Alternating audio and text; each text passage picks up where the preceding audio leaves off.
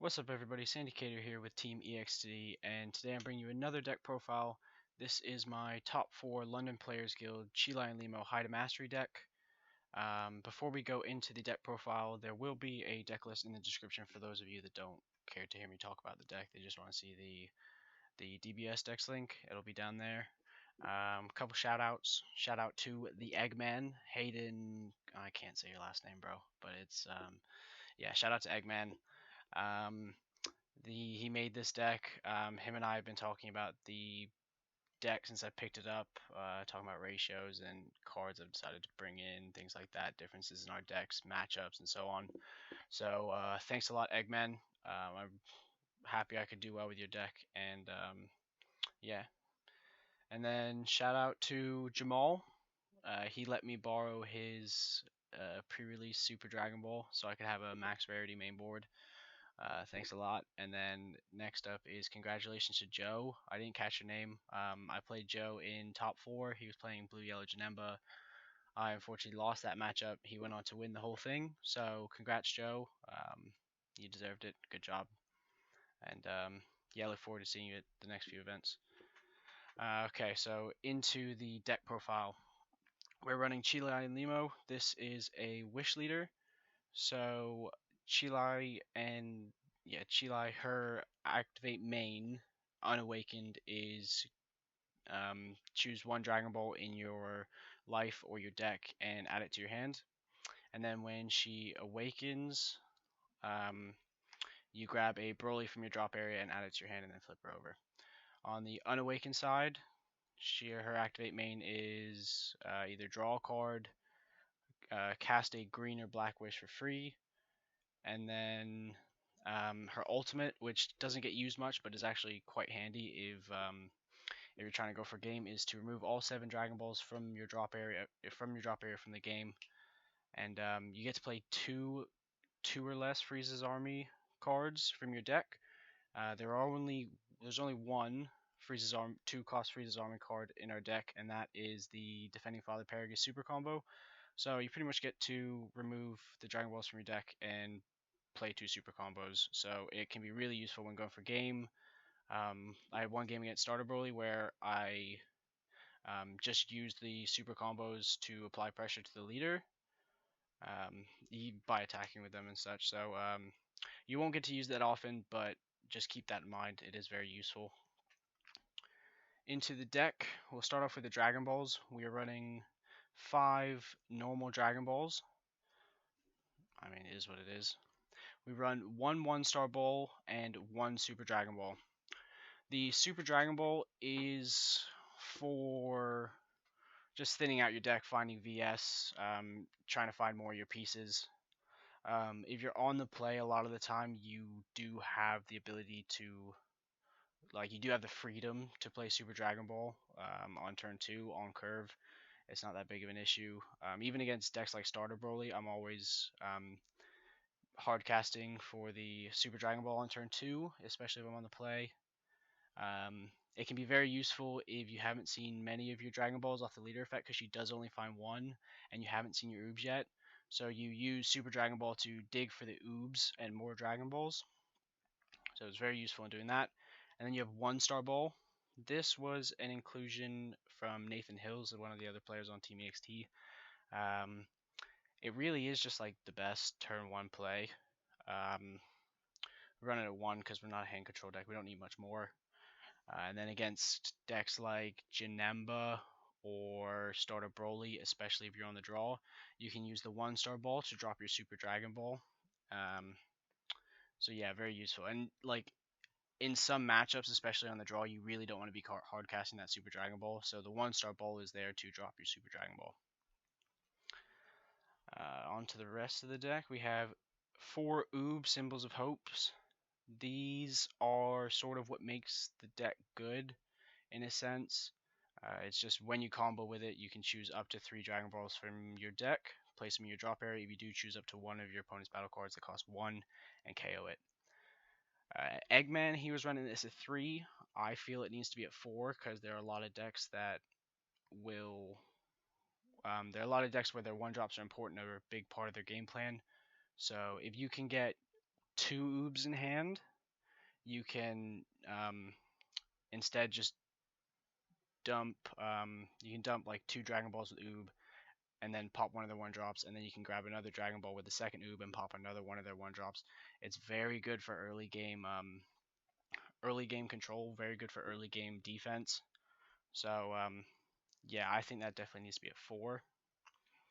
Next up is the win condition of the deck. This is a High to Mastery deck, so we run 4 Path to Greatness, 4 High to Masteries, and 1 Son Goku the Awakened Power, the Victory Strike. Yeah, I mean, in my last deck profile, I was playing Broly High to Mastery. I don't really know what to say about this engine. It's just broken. Being able to go into Victory Strike and then just swing it however many life your opponent has, and then they just die is gas. So you don't have to pressure their leader against a lot of decks. Some decks you will want to pressure the leader. We'll get on it later into the deck profile. But yeah, so we run 4 Path to Greatness because we want to see it. We run 4 High to Masteries as well because we want to see it. And we also want to be able to charge our High to Masteries and our Path to Greatnesses because the deck has trouble with like being off color and charging properly because you really want to open with 4 yellows, but sometimes it's not always going to happen. But yeah, we want to be able to charge our High to Masteries and be able to find another one. Next up on the list is the Broly chain. So we have the 4-drop Broly Paralyzing Presence. It's a 4-drop, but it costs 2 if there are 3 cards tapped between you and your opponent. This is very useful against decks like Skillless, where you can just lock down their 20Ks or their 30Ks. It's super useful against Broly because you can lock down their 6-drop or their 8-drop or whatever. It's also good pressure because it's a 2-drop 15K, so if you need to, you can swing face. And then it comes out. You can get it out for free with a card that we'll talk about later on in the deck. Next up is 2 7-drop Brolys, Demonic Intimidations. This is for starter Broly. It's for Janemba. It's for the High to Mastery mirrors. It's very good. It's a 30k single strike. You evolve over the 4-drop for 2 yellow. And then its activate main is you place 1 card from your hand in the drop area, and you choose one of your opponent's cards and rest it. So against starter Broly, you're going to lock down their leader so they can't draw back up to 6. Against Janemba, you're going to lock down their leader so they can't mill you, or you're going to lock down their energy so they can't go into one of their 4-drops. Against High to Mastery, it's very important on the draw because you can lock them out of 4 energy. So if they've tapped out on turn 3, or even have 1 energy tapped on turn 3, you can lock that energy, and then they can't go into path. They can't go into path the next turn, which is all you need. All this deck needs to do is buy time, so you can go to Victory Strike and then kill them. Next up, we have 2 Godly Destruction Whis. It is a 1-drop yellow draw 1, so it's a cantrip. Its auto is once per turn. If your opponent untaps energy during their turn with a non-awakened skill, you get to blow up one of their energy. So it just slows down Sensu Bean decks. Like there's lots of ways to remove it, but it's just there. If a better card comes along, it's definitely the first thing that's going to get cut. It's definitely the weakest card in the deck, but it's yellow, it's a 1-drop, it's cantrip, and it can slow down your opponent, so it's in there. Next up is the most notable inclusion and the best inclusion. Egman hasn't been running this in his deck.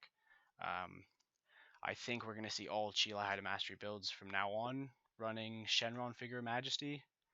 This is like the best card in the deck.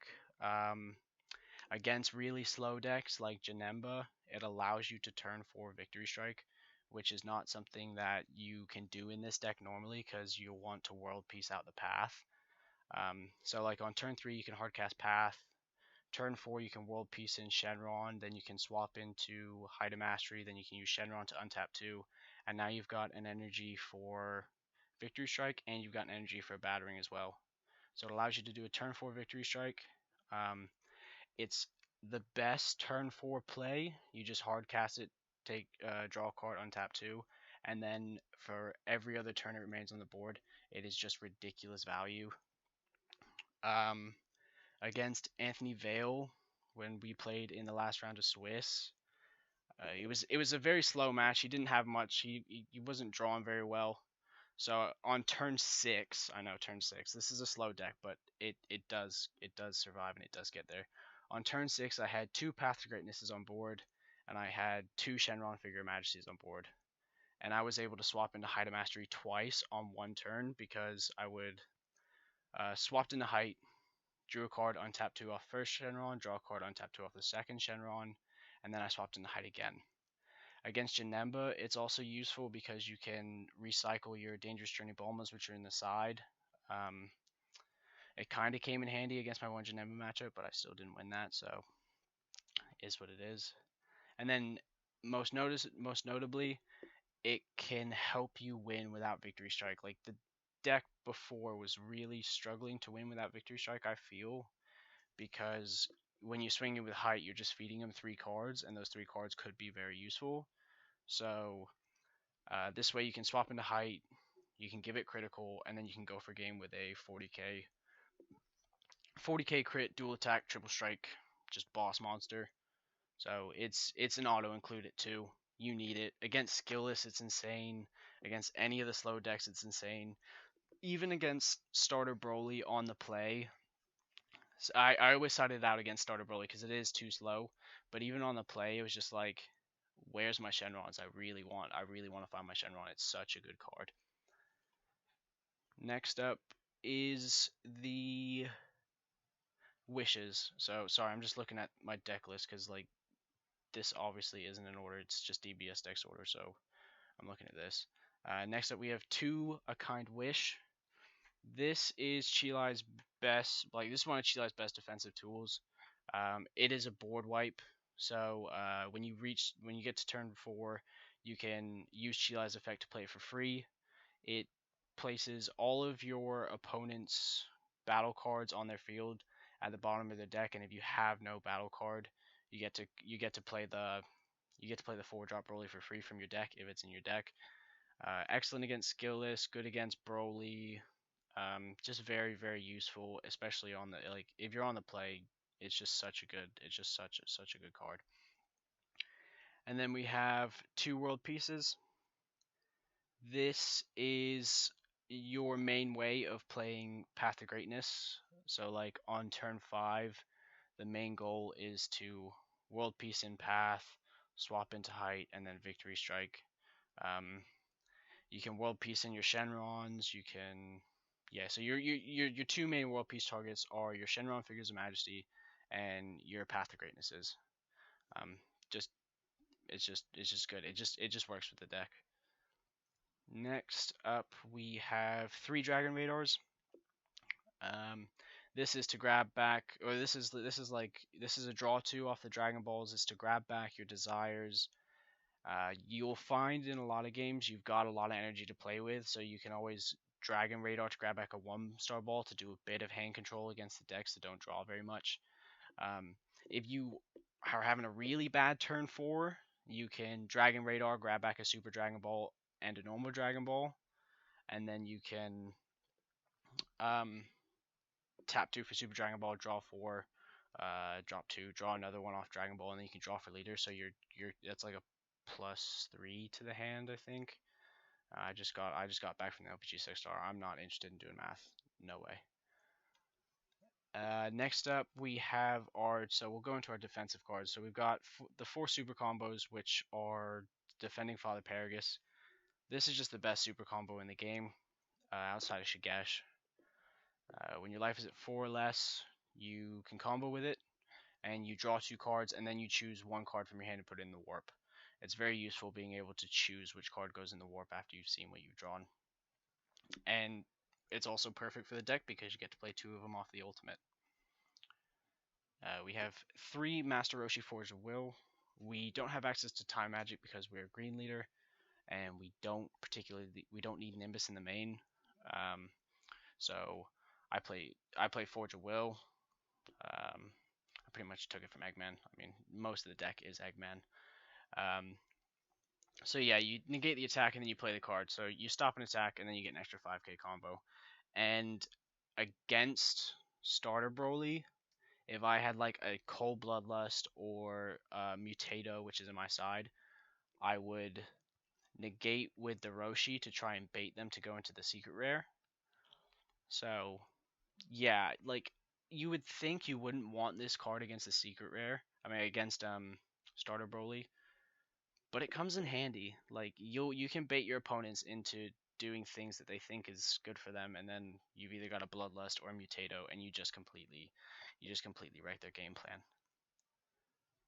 And then the final few cards in the deck, we have 3 Cold Bloodlust, your Frieza's Army Leader.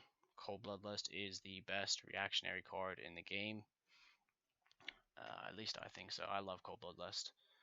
Um, you just bloodlust what you don't want to deal with. Against again, I mean, there's just so many ways to use this card that it's not even I can't even go into how I would use it in certain matchups because I would just be here for ages. And then the final card is Battering Laser. Just useful. If you can't find Victory Strike, then you'll most likely find your Battering Laser because you thin through so much of your deck. And then in some matchups you don't even need it, but there are some matchups where it's very, very useful. Onto the sideboard, we've got 2 Hidden Power East Supreme Kais. This was a last minute inclusion, and it was included for the starter Broly matchup. It's really hard to win that matchup. Like you can't normally win with Hide Master, and you can't normally win with Victory Strike. So I didn't really have much testing for starter Broly. We were just talking theory and stuff in the EXT team chat. And Hidden Power East Kai was what we came to the conclusion.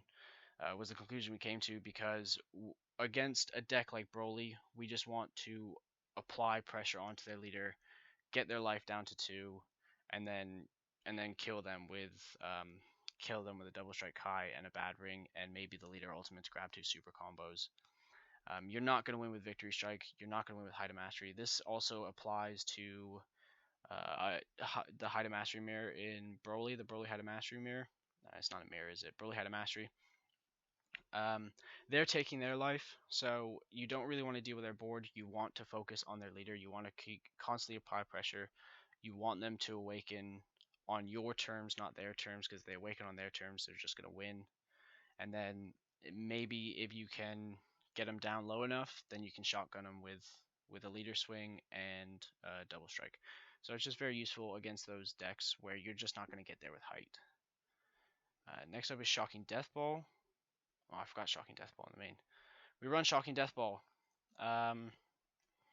It's a sparking negate. You most of the times you're gonna spark it. Sometimes you'll charge an oob so you can hard cast it. It's just good against skillless. It's good against starter Broly. It's just a good card. Not much else to say about it. It pops one of their two or less battle cards, which can come in handy a lot. So yeah, we run 2 in the main, and we've got a third one in the side.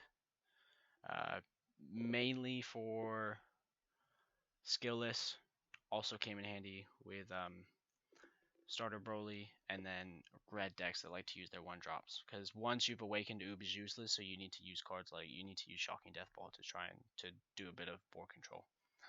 We have another Battering Laser.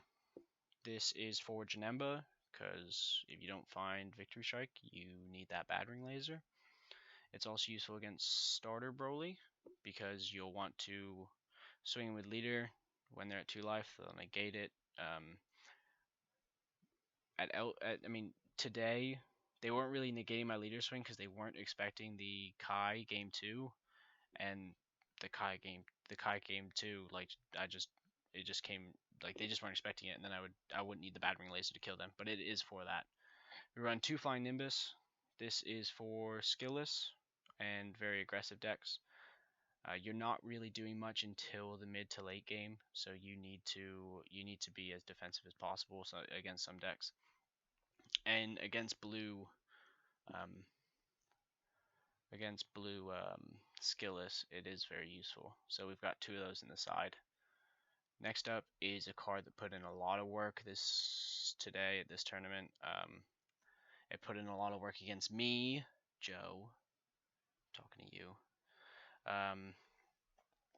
It's just so good. Like I mean, before today, I would just think, oh, minus Killy, like the card's not going to be that useful, but you need to have minus Killy. Um, it's a counterplay. Um, counterplay. Play this card, and then it's an auto. Its effect is an auto. We'll pull it up. When you play this card, choose one of your opponent's battle cards with more energy than that cost more energy than what they actually have, and you place Mutato in the drop area, and then you rest that card. So it's good against Shenron Gogeta, it's good against Starter Broly, good against Haida Mastery. Um, it's useless against Baby because Baby's auto would resolve before Mutato. And then one thing to note is with Mutato, you shouldn't play it in the first timing window for counters because it will place itself in the drop before you actually play the card. So you'll want to play it in the second timing, second timing window. Go back to visual view because I'm a bit of a potato and I like to look at pictures. Next up we have one 7-drop Broly. I was originally running 2 in the side just because you want to see 4 for the Haida Mastery mirrors. You want to see 4 for Janemba. You want to see 4 for Starter Broly just so you can lock down the cards you need to lock down, especially if you're on the draw, because you won't have as much draw power on the draw when you need to go into the 7-drop on turn 3, because you'll go 4-drop on turn 2, then you go 7-drop on turn 3, and at no point can you Super Dragon Ball because you just don't have the energy to do that. So we had to cut it from 4 to 3 to fit in Kai. But yeah, very good card. Definitely have a third in the side. 2 minus Killy zones. Mutato is now a thing. Cold Bloodless is a thing. So you with this deck, if you're trying to one shot them in a turn where you World Peace in path and then you swap on the same turn, Cold Bloodless can stop that. So we just run minus Killy in the side for the counterplay decks. Then we've got 2 Dangerous Journey Bulmas solely for Janemba. I originally had this at 3, but once again we cut it down to 2 for the other Kai. It would have been nice to have, but it didn't feel super necessary. I just got really unlucky and I had Victory Strike milled 3 times and I was like, okay, it is what it is. Like I think it's completely fine at 2. Especially considering I played against 3 starter bullies, so the Kai was considerably more important. It just depends on your meta. And then finally we have 2 Tien Shinhan returning fires. This is against blue and red decks, not particularly Janemba, because Janemba is not going to be overly aggressive. If they are overly aggressive, you can side it in, but it is for decks like Red Blue Harudagorn. It's for decks like Vegeta Baby, where you just want the 1-drop 15k, you want to apply pressure, or you want them to stop their Haru-Harus, things like that. Because against Baby in particular, if you're playing against a good Baby player, the matchup isn't great. So you want to use those 1-drop 15Ks to apply pressure to their leader to force an awaken early on before you Height of Mastery. I think that's it. Test it out. I didn't win with this deck, but at no point was I not pleased with it. I think I think this is currently the best iteration of the deck there is. Sorry to say that, Egman. Like, you made the deck, but I do think, like, card for card, this is perfect. And I think if it has a better pilot than myself, it will easily win an event. You just got to put time into the deck. You got to have a bit of money, because it's gonna pop up. You gotta have a bit of money because the deck costs ridiculous, almost $600. But yeah, put time into the deck. If you can build it, build it. It's a lot of fun. It suits my playstyle, and if it suits yours, you'll enjoy the deck a lot as well. So yep, thanks for watching. Like, subscribe. Um, just keep paying attention to us because we're just gonna keep coming out with more content. We're gonna keep getting tops. We're gonna keep doing our best, and we will keep you guys up to date with all of that. So thanks, and see you next time.